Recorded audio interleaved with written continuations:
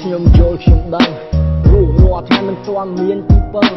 យប់បងស្រន់ភ្លេចនឹងខំសម្លឹងកើតមកជាតិនេះមិនក៏ក្រយ៉ាងហ្នឹងនឹកឃើញថ្ងៃលឹកខ្ញុំសែនជូសារ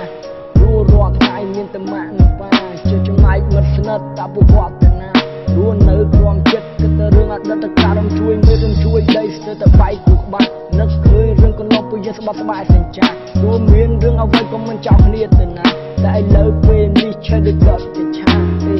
នឹកឃើញគ្រាកន្លងជីដាក់យប់ពីសាលាប្រឡបងពេលចង់ជួបមិត្តល្អជាមួយនឹងព្រឿនបងតែឥឡូវនៅពេលនេះវាស្រមៃបានតែម្ដង